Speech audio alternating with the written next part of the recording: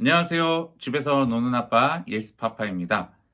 오늘은 저의 이야기를 좀 들려드리려고 이렇게 카메라를 켰는데, 제가 얼마 전에 갑상선 암 진단을 받았습니다.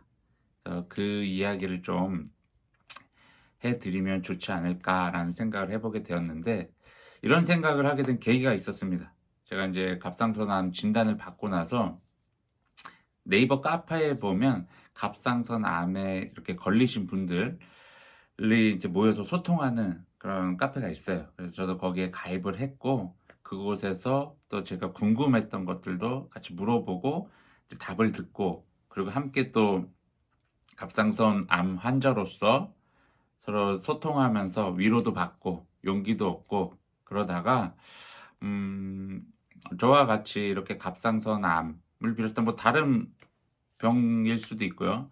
그렇게 병을 걸려서 또 힘들어하고 마음을 조금 이렇게 아픔을 갖고 계신 분들이 혹시나 있다면 또 제 영상을 보고 조금이나마 도움이 되거나 좀 위로를 받으면 좋겠다라는 마음을 가지고 좀 저의 이야기를 해 보려고 합니다.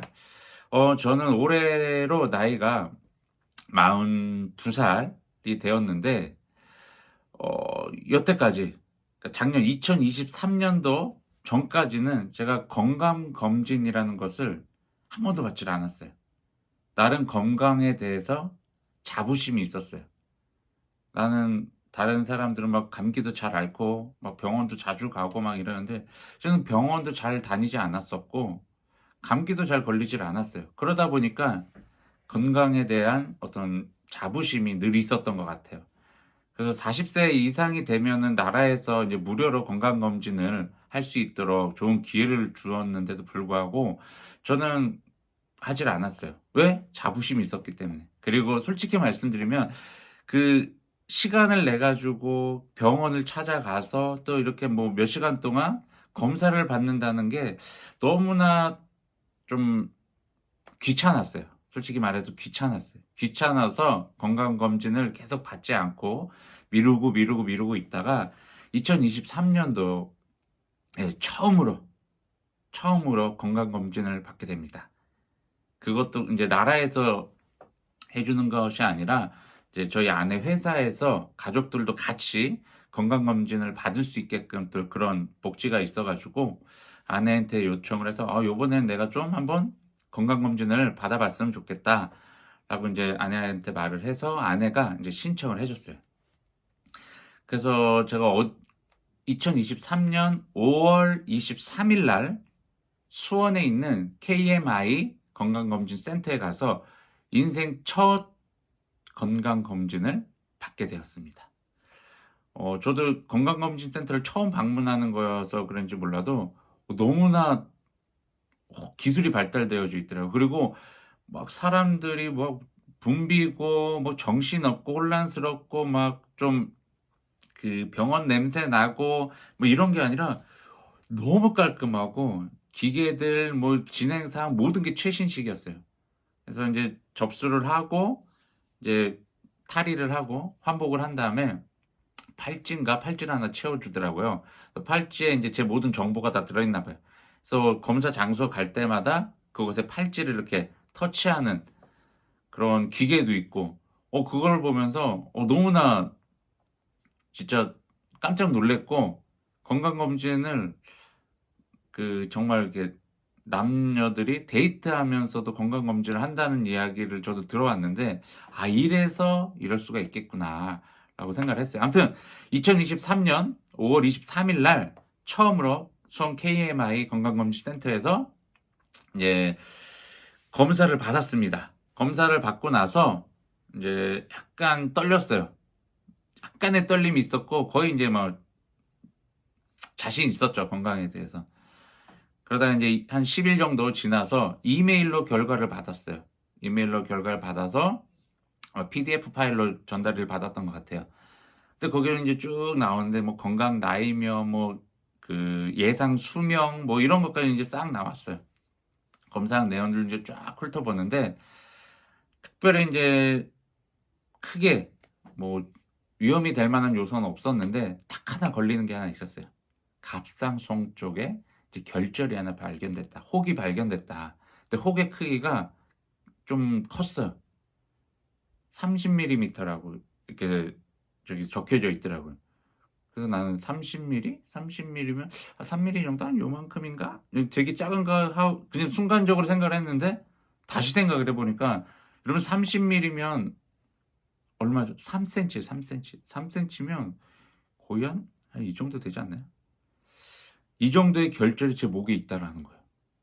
저는 솔직히 이 검사를 받기 전까지는 어떤 불편함도 없이 잘 지냈거든요. 근데 검사 결과가 나고 그 결과지를 받아보고 내 목에 3cm나 되는 혹이 있다라는 그 소견서를 딱 받고 나서 거기 이제 이어서 이렇게 말씀을 해주셨어요. 이제 큰 병원에 가서 정밀 검사를 한번 받기를 권유한다 이제 요청을 하더라고요. 그래서 내 목에 무슨 혹이 있다라는 걸까? 하고서 그때까지만 해도 불편함이 목에 없었어요. 목에 불편함이 없었고 그래도 혹시나 몰라서 이제 좀 대학병원에 이제 연락을 해서 접수를 했어요. 진료를 받으려고. 그러다 이제 솔직히 병원을 알아보는 것도 일이었습니다. 어느 병원을 선택을 해서 이제 내가 방문을 해서 진료를 받아야 될지에 대한 고민도 있었는데 결국에 저는 아주대학교 병원을 선택을 했습니다. 왜 선택을 했냐면 저희 집 주변에서 가장 가까운 대학 병원이었기 때문에 그래요. 그리고 아주대학 병원도 이 경기도 남부 쪽에서는 그래도 이제 유명한 병원이기도 하고 그래서 아주대 병원에 전화를 해가지고 이제 첫 진료를 이제 잡습니다. 건강검진은 5월 23일 날 받았고 그다음에 그 이후로 10일 이후인 6월 2일 날 건강검사 그 받은 결과지를 받게 돼요. 그러고 나서 이제 진료 예약을 하러 전화를 했고 첫 진료 날짜는 2023년 6월 13일이었습니다. 그래서 6월 13일 날 처음 이제 아주대학교 병원을 방문해서 뭐 회원가입 같은 것도 해야 되더라고요. 그러니까 회원가입? 하여튼 그 아주대학교 병원에 뭐 그 평생 진료 카드인가 그런 게 있어요. 그래서 그것을 발급을 받아야 되더라고요. 처음 오신 분들은 그곳에서 안내를 받고 그 진료 카드를 받고 나서 이제 제가 예약을 해뒀던 내분비 대사 내과를 이제 찾아가게 돼요. 솔직히 이런 그 과가 있는지 몰랐어요. 병원에 뭐 이비인후과 뭐 그냥 내과 외과 이 정도만 알았지 뭐 안과 뭐 이런 정도만 알았지 뭐 내분비 대사 내과 네 발음하기도 어려워요. 이런 과가 있다라는 건 그때 처음 알았던 것 같아요. 그래서 그곳에 이제 첫 진료를 받으러 갔고 솔직히 조금 떨렸죠. 그래서 첫 진료를 받으러 갈 때는 이 KMI에서 찍었던 그 영상 자료와 소견서를 가지고 이제 방문을 했어요. 그래서 진료를 받고 이제 교수님이랑 이제 여러저런 이야기를 하고 나서 그래 목에 한 이게 결절이 보인다. 그래서 한번 정밀 검사를 좀 받아봤으면 좋겠다. 그래서 조직 검사 한번 해보자라고 이야기를 하고 약 한 달 정도 한 20일 정도 후에 이제 갑상선 미세층 검사를 이제 예약을 합니다. 그게 이제 7월 5일이었어요. 7월 5일. 그래서 미세층 검사를 예약을 하고 이제 집으로 오는데 조직 검사를 한다고 생각을 하니까 이제 뭐 떨리는 거죠. 과연 이게 악성이 나오면 어떡할까 막 이런 떨리는 마음들도 있고 이제 막 엄청 인터넷 찾아봤어요. 미세층 검사가 뭘까? 갑상선 미세층 검사가 뭘까? 막 찾아보고 이러는데 알고 봤더니 이제 주사 바늘을 여기 목에다가 찔러 넣고 이 목 안에 있는 그 혹 있잖아 혹 안에 있는 그 세포들을 이제 이렇게 빨아들이는 거예요. 빨아들여 가지고 그 세포를 검사를 하는 거죠. 검사를 해서 그 안에 이제 그 암세포가 있는지 없는지를 이제 알아가는 건데 하여튼 조금 뭐 일단 목에 주사는 뭐 팔이나 엉덩이는 계속 맞아서 괜찮은데 목에 주사를 꽂는다는 것 자체가 약간 충격적이었어요. 약간 충격적이었어요. 목에 솔직히 주사를 꽂는 일이 솔직히 말하면 흔치가 않잖아요. 살면서. 그래서 이제 예약 날짜를 해놓고 픽스해놓고 이제 기다렸어요. 기다리다가 이제 갑상선 미세층 검사를 이제 하러 예약한 날 찾아갑니다. 그게 2023년 7월 5일이었습니다. 들어가요. 들어가서 이제 막 자세한 설명도 이야기를 해줍니다. 설명을 해줘요. 설명도 해주고 무슨 동의서 같은 데 사인도 해요. 그리고 이제 제가 제 순서가 돼서 누웠어요. 누워서 이제 고개를 뒤로 좀 젖히고 누워야 된다고, 이렇게 들어야 된다고 해서 해서 이제 누워 있는데 의사 선생님이 이제 주사를 놓는데요. 그래 따끔하면서 말씀을 하시면서 주사를 제 목에다 이렇게 넣는데 정말 거짓말하지 않고 어떠한 느낌도 들지 않았어요. 주사 바늘이 들어가는 느낌도 안 들었어요. 그러면서 뭔가 이렇게 주사를 꼽고 이렇게 넣다 뺐다 이렇게 주사 뭐라 그래, 펌프질을 이렇게 계속 했어요. 펌프질을 계속 하면서 뭔가 이렇게 뽑아내는 것 같더라고요. 근데도 별 느낌이 없었어요. 그렇게 해서 한 2번 정도를 찌르고 이렇게 펌프질을 하고 그렇게 하시더라고요.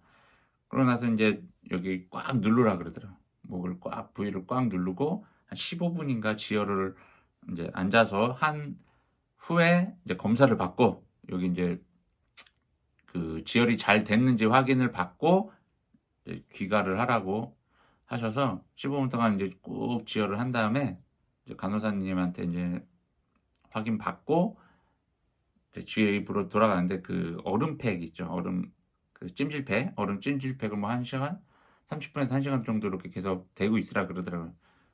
저는 항상 병원에 자주 방문하지는 않지만 병원에 갈 때마다 말을 참 잘 들어요. 예. 선생님들 말 잘 들어요. 그래서 30분에서 1시간 정도 계속, 차가운데도 불구하고 한여름이었거든요.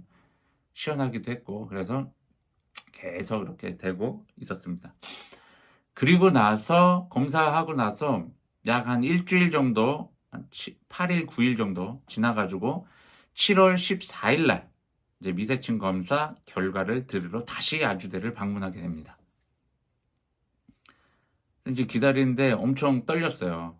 그리고 그 전에도 이제 가족들이랑도 야, 이거 잘 나와야 되는데, 악성이 아니어야 되는데, 암이 아니어야 되는데, 막 이런 걱정들을 하면서 저희 딸들이랑도 이야기를 하고 막 그랬거든요. 아빠가 야, 수술하게 될 수도 있다. 그러면 입원을 해야 되고, 막 일주일 동안 그러면 너희들 못 보다. 막 이런 얘기들도 막 하고 있었고, 그리고 이 세침 검사를 하고 나서 결과를 들으러 가는 날에 저희 첫째 딸이 뭐 기억이 잘 안 나죠. 어떤 이유에서 학교를 안 갔어요. 못 가게 됐어요. 걔도 뭐 아팠나 그랬던 것 같아요. 그래서 수학과 아침에 갔다가 저랑 같이 아주대를 갔던 것 같기도 하고. 그래서 이제 첫째 딸과 함께 이제 진료실로 들어갈 수는 없었고, 이제 진료실 밖에서 잠깐 기다리라고 하고 저는 이제 들어가가지고 결과를 들었어요. 미세침 검사의 결과를 들었는데 교수님이 이렇게 설명을 해주셨어요. 50대 50다. 암일 수도 있고 아닐 수도 있다. 저는 솔직히 그 이야기를 듣고 순간 아주대에 대한 그 신뢰가 확 무너져 내렸어요. 뭐지? 아니, 암이면 암인 거고 아니면 아닌 건데 암일 수도 있고 아닐 수도 있다라는 것은 뭐지? 그러면서 교수님이 한 번 더 검사를 다시 해보자. 이게 만약에 암이 아닌데 수술을 하게 되면 너무 억울하지 않느냐. 그랬기 때문에 정확하게 다시 한번 검사를 해서 다시 한번 그 결과를 보자. 그러고 나서 3개월 정도를 한번 좀 기다려보자. 지켜보자. 라고 이야기를 해주셨어요. 그러고 나서 이제 저는 약간 꺼림칙한 상태로 진료실을 이제 나와서 이제 첫째 딸을 만났어요. 첫째 딸이 이제 제가 나오자마자 이제 저한테 물어보더라고요. 아빠 수술해? 이렇게 물어봐요. 그래서 야, 수술 안 할 것 같아, 딸. 이렇게 말을 해주고 이제 집으로 돌아왔는데 계속 찜찜한 거예요. 아내랑도 이야기를 하면서 찜찜한 거예요. 계속 이게 뭐야? 맞으면 맞는 거고 아니면 아닌 건데 뭘 긴가민가하지? 그러면서 이제 그렇게 3개월을 이제 보내고 3개월이 지나서 다시 이제 갑상선 미세침 검사 두 번째로 검사를 시작을 합니다. 두 번째 검사여서 그렇게 떨리지는 않았는데 역시나 그 기분 있죠. 그 목에 뭔가가 들어온다는 그 기분. 그게 솔직히 좋지만은 않아요. 그걸 다시 겪게 된다고 생각을 하니까 약간 불쾌함이에요. 불쾌함이 있긴 했는데 또 동의서에 사인을 하고 또 누워가지고 목을 뒤로 젖히는데 요번에는 두 번째는 따끔했어요. 아팠어요. 뭔가 들어오는 게 느껴지더라고요. 이게 주사바늘이 좀 굵은가? 지난번에 채취를 했을 때는 잘 안 채취가 안 돼 가지고 쪼끔 굵은 바늘을 쓰나 싶을 정도로 좀 따가웠어요. 따갑고 좀 뭐라 그래야 될까? 욱신욱신? 좀 쑤신다 그래야 되나? 그리고 인제 그 선생님이 펌프질을 계속해서 세포를 뭘 뽑아 넣었는데 그때도 약간 그 뭔가 빨려 들어가는 그 주사기로 뭔가 빨려 들어가는 느낌도 받게 됐어요. 그렇게 요번 두 번째 검사는 세 방을 목에 예 바늘을 꽂았습니다. 그렇게 해서 똑같이 인제 지혈을 한 15분 정도 하고 간호사님이 주시는 찜질 얼음 찜질팩을 인제 목에 대고 이제 집으로 돌아옵니다. 그리고 또 약 10일 정도 후에 결과를 들으러 인제 아주대를 방문을 해요. 내분비 대사내과에. 예. 그곳에 방문을 해서 결과 내용을 듣습니다. 음 그리고 인제 교수님이 확신에 찬 이야기를 저한테 해 주셨어요. 98% 다. 암일 확률이. 암일 확률이 98% 다라고 말씀을 해 주셨어요. 근데 그 이야기를 딱 듣는데 솔직히 갑상선 암은 착한 암이잖아요. 그리고 뭐 그 생존율도 뭐 90% 이상이고 거의 완치율이 높은 암이기도 해요. 저도 뭐 많이 들어왔고 뭐 이제 검색도 많이 해 보면서 정보를 많이 들었단 말이에요. 그런데도 불구하고 내가 암에 걸렸다라는 그 암이라는 병의 그 무게는 이게 경험해 보신 분들은 아시겠지만 이게 그 암의 크기가 크건 작건 그게 중요하지가 않더라고요. 암이라는 단어가 주는 위압감과 그 무게는 어 상당히 무겁더라고요. 그 말을 딱 듣는데 뭔가 이렇게 덤덤한 척은 했지만 내 마음 한켠에선 뭔가 이렇게 쑥 뭔가 이렇게 큰 짐이 제 손에 들려진 기분이랄까? 예 그런 기분이 들더라고요. 그래서 덤덤하게 교수님 앞에서는 수술 뭐 어떻게 하자."라고 이야기를 할 때마다 그냥 덤덤하게 대답을 다 했어요. 그래서 교수님도 "수술 잘하시는 분을 소개시켜 주겠다."라고 말씀을 하시고 네 내분비 대사 내과를 이제 빠이빠이 하고 인제 수술하기 위해서는 내과가 아니라 외과로 넘어가야 되더라고요. 저도 그건 알고 있었는데 난 이 교수님이 수술해 주실 줄 알았어요.